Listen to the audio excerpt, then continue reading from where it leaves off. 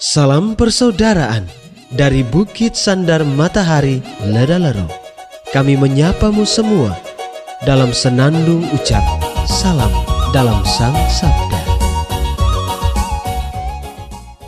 Bacaan Injil dan Renungan hari ini, edisi 21 Januari 2024, hari Minggu, Pekan Biasa ketiga, disusun dan dibawakan oleh Frater Franciscus Simo SVD.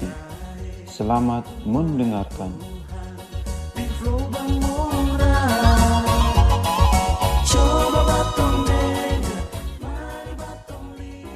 Bacaan diambil dari Injil Markus bab 1 ayat 14 sampai dengan 20. Sesudah Yohanes Pembaptis ditangkap, datanglah Yesus ke Galilea. Ia memberitakan Injil Allah. Yesus memberitakan, waktunya telah genap, kerajaan Allah sudah dekat. Bertobatlah dan percayalah kepada Injil. Ketika Yesus sedang berjalan menyusur danau Galilea, ia melihat Simon dan Andreas, saudara Simon.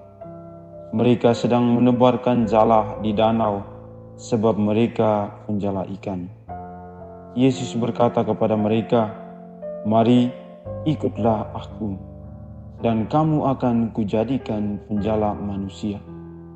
Mereka pun segera meninggalkan jalannya dan mengikuti Yesus.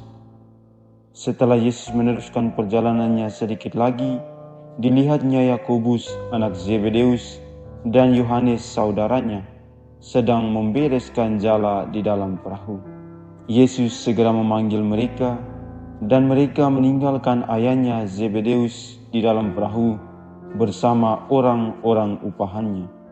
Lalu mereka mengikuti Yesus. Demikianlah sabda Tuhan. Terpujilah Kristus.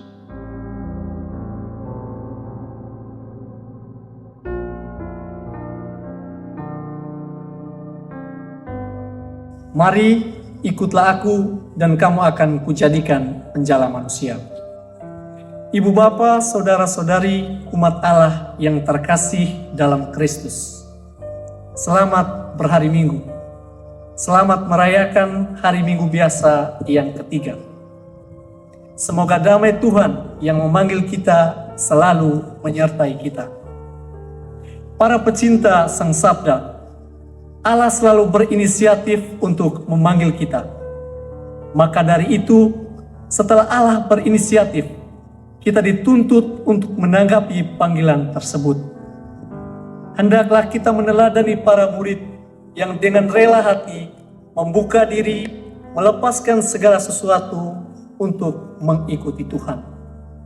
Ada hal yang menarik dalam kisah ini, yakni Yesus memanggil orang-orang yang secara ekonomi tergolong dalam kelas menengah ke bawah. Simon Petrus dan Andreas, Yakobus dan Yohanes adalah orang-orang yang mata pencahariannya sebagai nelayan. Kemudian muncul pertanyaan, mengapa Yesus memanggil orang-orang seperti itu? Mengapa ia tidak memanggil orang-orang terkemuka seperti ahli-ahli Taurat? Tentu, Yesus mempunyai alasan, sebab para nelayan adalah orang-orang yang pekerja keras, pemberani, pantang menyerah, dan tanpa takut akan risiko yang dihadapi. Ibu bapa, umat Allah yang terkasih dalam Kristus. Gambaran tentang panggilan murid-murid yang pertama merupakan gambaran panggilan kita juga dewasa ini. Allah memanggil siapa saja yang dipilihnya tanpa memandang status atau latar belakang. Seperti halnya Yesus memanggil Simon dan teman-temannya. Panggilan Allah akan kita dewasa ini merupakan inisiatif dari Allah dan kita tidak dapat menolaknya. Kita dituntut untuk menanggapi panggilan Allah dan menjadikannya sebagai rahmat yang sungguh tak ternilai harganya, sebagai jalan pengharapan akan keselamatan kekal. Dasar pengharapan adalah Allah dan hanya Allah. Kita perlu membuka diri akan panggilan Allah menunjukkan kepercayaan bahwa Allah memiliki rencana yang tak terselang. Para pecinta Sang Sabda, panggilan Yesus selalu menyapa orang-orang yang sederhana. Ia tidak memilih orang-orang yang pintar, orang-orang terpelajar, terdidik, karena mereka terlalu sibuk bergulat dengan pemikirannya sendiri sehingga susah menerima sabda Tuhan. Mereka sibuk dengan aneka teori dan konsep-konsep sehingga melupakan Tuhan. Bahkan mereka menjadikan ilmu pengetahuan sebagai Tuhan mereka. Dia tidak memilih orang-orang yang berkelimpahan harta kekayaan, karena orang-orang seperti itu pasti sibuk mengurus kekayaannya. Ia juga tidak memilih orang-orang yang dipandang suci, karena orang-orang seperti itu tentu keras pada pendiriannya mengenai kesuciannya sendiri daripada mendengarkan sabda Tuhan. Kesuciannya tidak lagi fokus pada Allah, namun pada agama yang mereka anut. Bahkan lebih parahnya, kesucian mereka didasarkan pada kebenaran nama mereka. Para pecinta Sang Sabda, Yesus memilih orang-orang yang sederhana, mengibaratkan bahwa Tuhan ingin memuliakan nama Allah dalam tindakan-tindakan yang sederhana pula.